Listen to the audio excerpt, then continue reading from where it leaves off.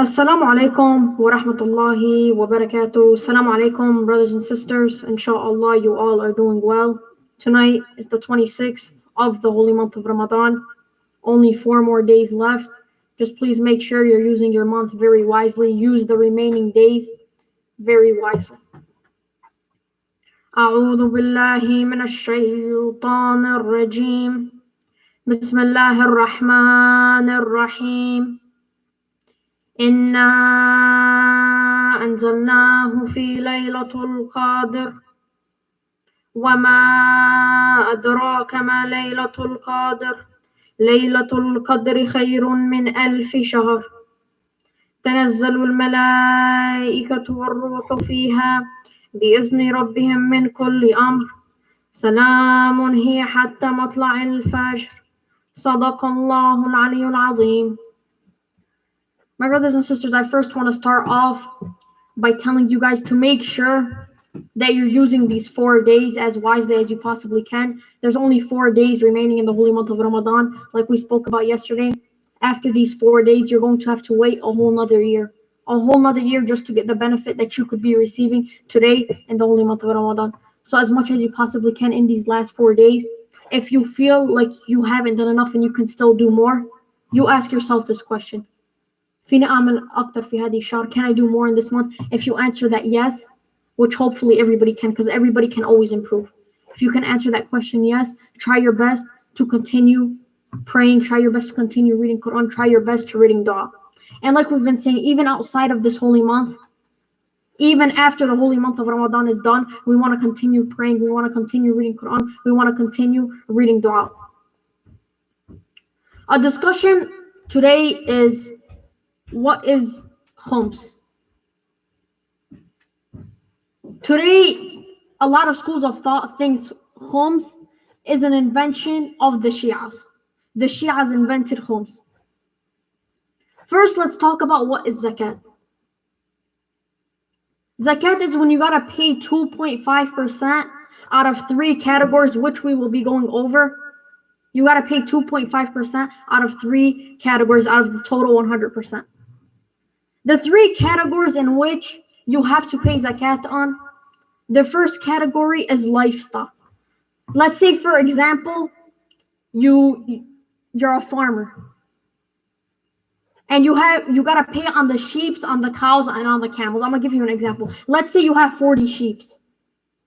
If you have 40 sheep, not 39, not 38, 40 sheep, you have to pay one of those sheep as zakat. As zakat, you gotta pay one of those sheep. You gotta pay 2.5% of the 40. And 2.5% of the 40 is 1 sheep. So out of the 40 sheep, you have to pay 1 sheep. أفلح من صلى على محمد وآل محمد. اللهم صل على محمد وآل محمد وعجل فرجهم. The second category in which you gotta pay zakat on is, let's say you have crops or growing crops such as wheat, raisins. You have to pay 2.5% of that as well. The third and final category you got to pay zakat on is, let's say you have gold or silver coins, currency. You can buy and sell with them. And we're not talking about a quarter, we're not talking about a nickel. We're talking about currency that was available during the time of the Holy Prophet. Because during the time of the Holy Prophet, you used to buy stuff using these gold and silver coins. So if anybody buys today using these coins, these gold and silver coins, you have to pay zakat on these gold and silver coins. Now, like we said, other schools of thought think that the Shia made up Khums. Obviously, everybody believes in Khums, but they think the Shia have added stuff of their own. Because like we know, the Khums is money that goes to the Sayyids and stuff like that, the family of the Holy Prophet. They think that the Shias added more stuff to the Khums, more stuff you gotta pay on, so that we can benefit more. There is a verse in Surah Al-Anfal, verse 41, and it states you have to pay 20% of anything that you gain. Anything that you gain, you have to pay 1/5 of it. Khums itself means 1/5. It means 1/5 of anything you benefit from, anything you gain, you have to pay 1/5 of it. Now the Sunnis, they believe, because in Surah Al-Anfal, they talk about wars. They talk about, let's say, fighting, stuff like that. So what do you think from that? That, if they're talking about a war, they must be talking about spoils of war. Spoils of war. Stuff that are left after the war, the enemy's swords, the enemy's gear, stuff like that. They think that you got to give 1/5 of that and you keep 80%. The Shia say no, that's not correct. Everything that you benefit from, everything that you can benefit from, everything you gain something from, you have to pay khums on it. You have to pay khums on it. Now, when the Sunnis and other schools of thoughts, they hear this, what do they say? The Shia want to benefit. The Shia themselves, the only thing they care about is benefiting. They don't care whether or not it's the right thing to do. They only care about benefiting. أفلح من صلى على محمد وآل محمد. اللهم صل على محمد وآل محمد. In Surah Al-Nisa, there's a verse that states that people in this dunya, they only care about these worldly matters, these worldly gains. It says, فَعِنْدَ اللَّهِ مَغَانِمْ كَثِيرًا. They become rich from Allah subhanahu wa ta'ala and Allah, and that's in the akhirah if you don't care too much about the dunya. In Surah Al-Anfal, this word maghanim is used. It's used. What do they say? That this word is not more than one. It's not talking about all the gains. It's talking about only one gain. And that one gain is what? Is the spoils of war. This word maghanim is being used in a term that is talking about all of the things. Maghanim kathira from Allah subhanahu wa ta'ala. You gotta give 1/5 of everything that you gain, you gotta give it back. Because as we know, everything that we own, Allah subhanahu wa ta'ala owns. Nothing that we own, we earned it ourselves. Everything that we have is from Allah subhanahu wa ta'ala. The money we have is from Allah subhanahu wa ta'ala. Just keep in mind, to sum it up, everything we own, Allah subhanahu wa ta'ala owns. أفلح من صلى على محمد وآل محمد. اللهم صل على محمد وآل محمد. So just to finish this topic up, the word maghanim is a very, very general term. It talks about stuff in general. It doesn't only specify one thing. And Allah subhanahu wa ta'ala in Surah Al-Anfal verse 41, He did not specify talking about spoils of war. And even in Surah Al-Anfal, Surah An-Nisa, He spoke about it in a very, very general sense. Now, to get off that topic, that is the topic of khums, my brothers and sisters. Everything that you gain from, everything that you benefit from, you have to pay 1/5 of it. So you keep 80% to yourself, and 20% goes back to the Sayyids. They go back to the family of the Prophet, stuff like that. So, brothers and sisters, the next topic we're going to discuss is why in the holy month of Ramadan you should use your time very, very wisely. I know the holy month of Ramadan is coming to an end. Use this information for next year if you want to use it. Inshallah, we all live till next year. May Allah subhanahu wa ta'ala prolong your life. Use this information for next year. It will be very beneficial. Why should we take the holy month of Ramadan so seriously? Why is it so serious to us? Why during the holy month of Ramadan we have 3 days where we go to the mosque from 10 o'clock to 4 o'clock? 10 o'clock to Salat Fajr. Why do we do that? Why during the holy month of Ramadan we promote prayer, we promote reading Quran, we promote reading dua? Why in the other months do we not promote this as much as we do in the holy month? The reason, my brothers and sisters, why you should be taking the holy month of Ramadan very, very seriously, and why it's no joke, and why people should not be wasting their time during this holy month, is due to the simple fact that in this holy month you can benefit so much that will take maybe a whole year to benefit. Just praying your daily prayers every day, the reward you will be getting from praying your daily prayers every day, it will take so long to achieve in the other months, to achieve in the normal months. The reason you should take this holy month seriously is because Allah subhanahu wa ta'ala has made it so easy for us to benefit. Allah subhanahu wa ta'ala has made it so easy for us to get that ticket to paradise. This is why you should take the holy month of Ramadan seriously. Also, due to the fact that in this holy month, as we know, the Holy Prophet said, whoever betters themselves gets a chance to pass the bridge of Sirat. In this holy month, what are you supposed to be doing? You're supposed to be bettering yourself. You're supposed to be getting rid of old habits that are bad habits. So automatically, you should be bettering yourself. The Prophet just giving you a bonus. If you do better yourself, if you decide to follow the rules and better yourself, you're getting a bonus.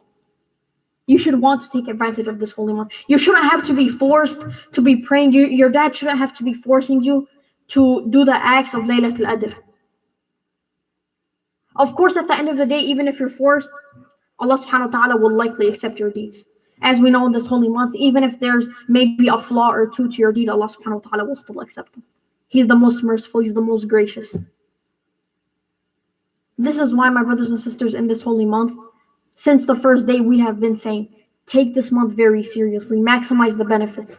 Even if that means you gotta sacrifice something, sacrifice some of your time. Let's say during the day you go outside for an hour. Instead of going outside for an hour, go outside for 30 minutes, go outside for 40 minutes.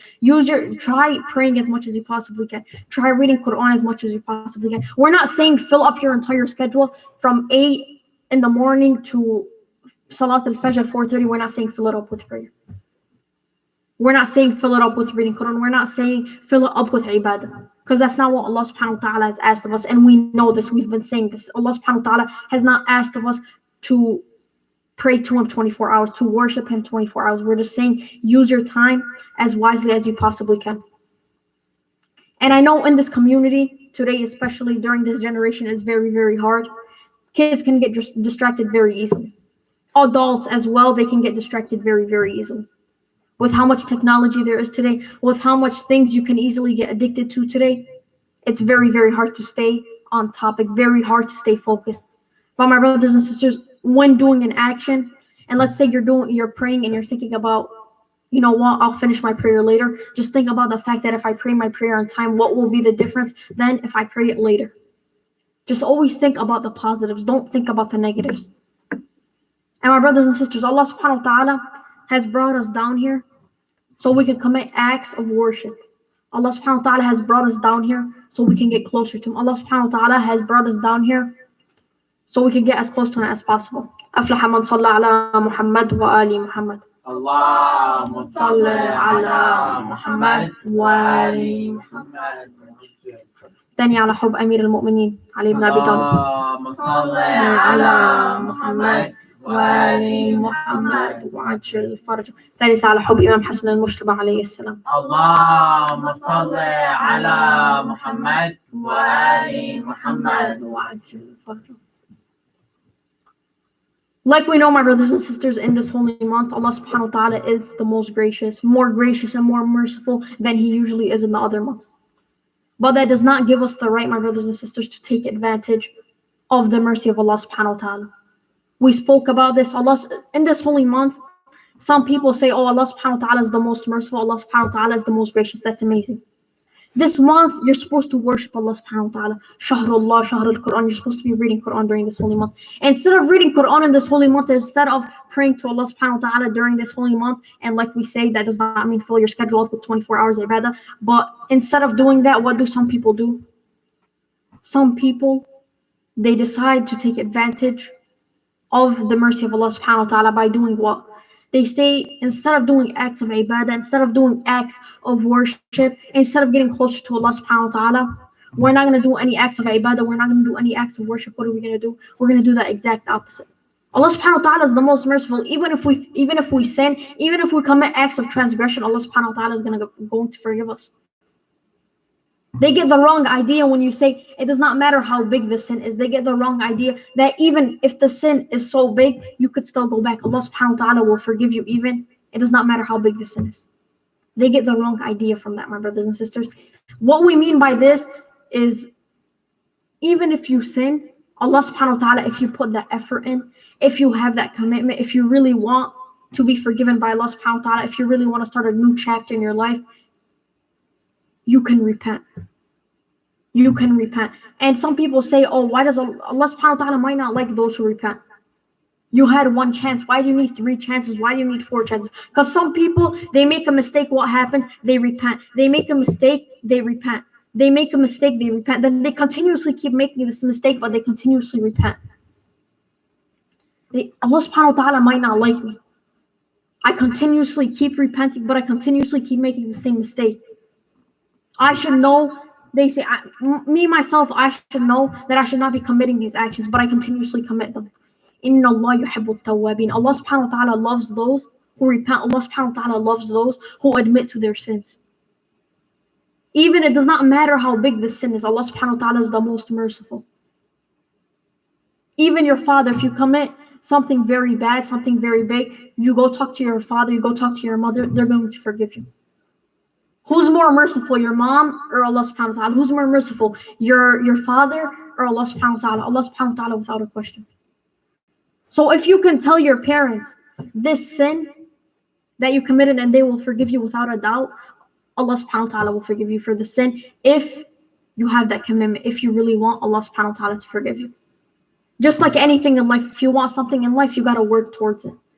You can't just expect yourself, oh, I'm going to sit at home, I'm going to waste my time, I'm not going to work towards what I want, but magically it's going to fall out of the sky and it's going to tell me claim this if you want. No, my brothers and sisters, we got to work towards things we want. If you want something, this is like we said, it's even in life. Anything you want, you got to work towards it. You got to put in the time, you got to put in the effort. People that became doctors today, people that became lawyers, what do you guys think? They became lawyers by sitting at home all day? By not studying, by not trying to gain as much knowledge as they possibly can? Of course not. Of course not. They put in that time. They put in the effort. Same with, let's say, social workers, same with therapists. They put in the time and the effort to achieve their goals. أفلح من صلى على محمد وآل محمد. اللهم صل على محمد وآل محمد وعجل فرجهم. تاني على حب إمام حسين عليه السلام. اللهم صل على محمد وآل محمد وعجل فرجهم. ثالثة على حب إمام زين العابدين عليه السلام. اللهم صل على محمد وآل محمد وعجل فرجهم. My brothers and sisters, I'm going to finish by saying this: in this holy month, get as close to Allah subhanahu wa ta'ala as you possibly can. Maximize the benefit of this holy month, even if this means sacrificing sometimes, even if this means you got to put more time into Quran, sacrifice that time. Maybe you might not want to sacrifice it in other months, you don't feel as motivated. In this month, sacrifice that time. This 30 extra minutes playing, sacrifice it. Forget it and say, I want to put more time towards Quran. If even in the regular months, make the smarter decision. Make the smarter decision not only for your akhirah, make the smarter decision for your dunya. In your dunya, by reading Quran, you're benefiting more than playing games. We're not saying games are forbidden. We're not saying games are kind of, but use your time wisely. Make the schedule. Divide your times as wisely as you possibly can. Which one am I going to be benefiting from more? If you believe you're going to be benefiting from games more, you can play games more. If you believe you're going to be benefiting more from gaining knowledge, put more times towards gaining knowledge. My brothers and sisters, in this holy month, if you don't make these habits, you're not going to feel motivated in the coming months to make these habits. In this holy month, when deeds are multiplied by thousands, if you're not starting a new chapter in your life, if you're not trying to solidify good habits, it's going to be very, very hard to solidify good habits in this month and the coming months. Why do you guys think during the holy month of Ramadan, during Muharram, the mosques are packed, they're full? Every seat is full. People are trying to better themselves. People are trying to solidify these good habits, which is amazing. This is the best time to do it.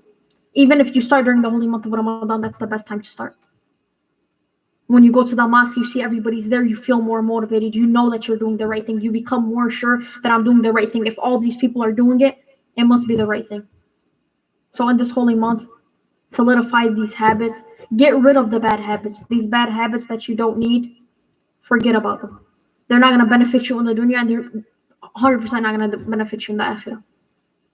آخر دعوانا أن الحمد لله رب العالمين. My brothers and sisters, like we've been saying, if you guys know anybody that is in need during this holy month, with food, with money, anything, and you can help them while you yourself are still in a good position, try your best to help them. This is also the month of charity. Your neighbor, your friends, your family that don't live with you, if they need any help, try your best to help them. You're going to be looked at better in the dunya. You're going to be looked at amazingly in the akhirah. نقرأ آية الكريمة 10 مرات. أمن يجيب المضطر إذا دعا ويكشف السوء. أمن يجيب المضطر إذا دعا ويكشف السوء. أمن يجيب المضطر إذا دعا ويكشف السوء.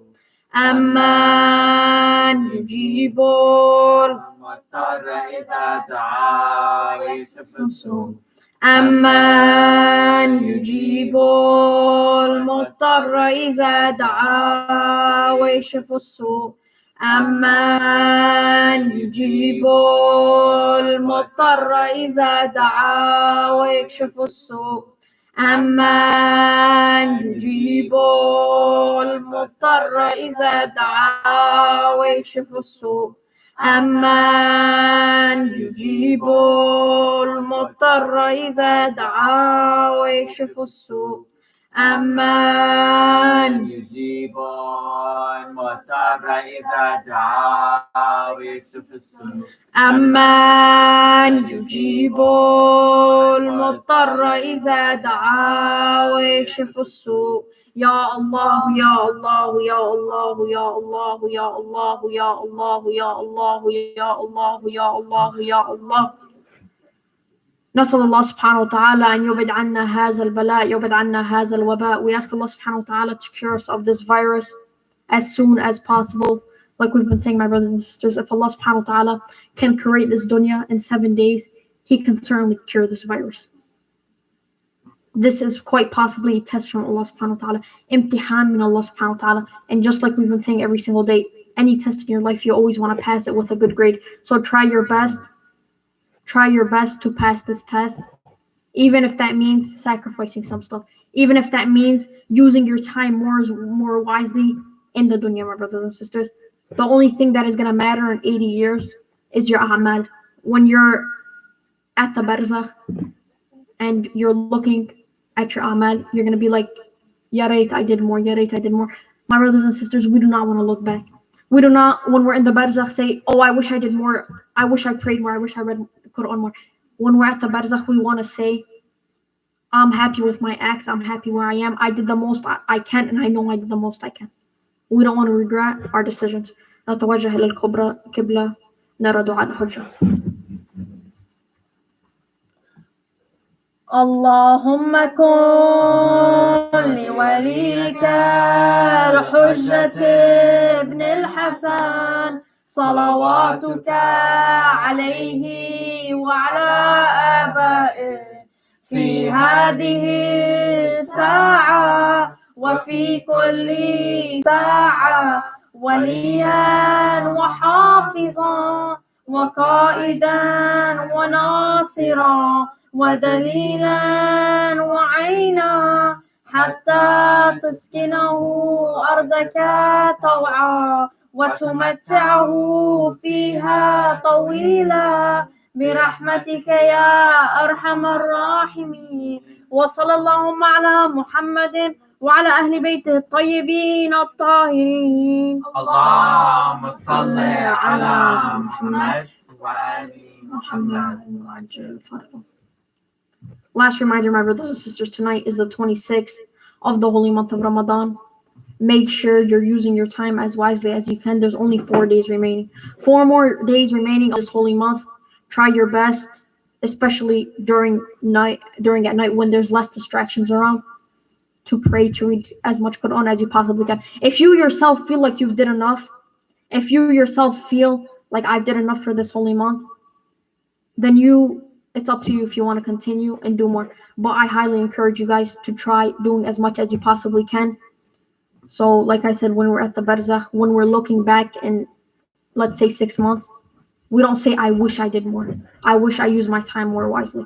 We say, I did enough. I feel like I did the most I possibly can. Use this holy month as wisely as you possibly can. Even in the coming months, solidify these habits. So the coming months, you have these habits, you're already used to them. on the first day of the holy month of Ramadan, you have your schedule already laid out, you have your habits mastered, you have them already perfect. So not on the day 20, day 25, you finally get used to these habits, you finally get used to these prayers, you finally get used to reading Quran, to reading dua daily. Solidify these habits months before the holy month of Ramadan so you can benefit as much as you possibly can from this holy month. Even start from now. Start from now getting used to these habits. آخر دعوانا أن الحمد لله رب العالمين. السلام عليكم ورحمة الله وبركاته. رحم الله من قرأ سورة الفاتحة مسبوقة بالصلاة على محمد وآل محمد. اللهم صل على محمد وآل محمد.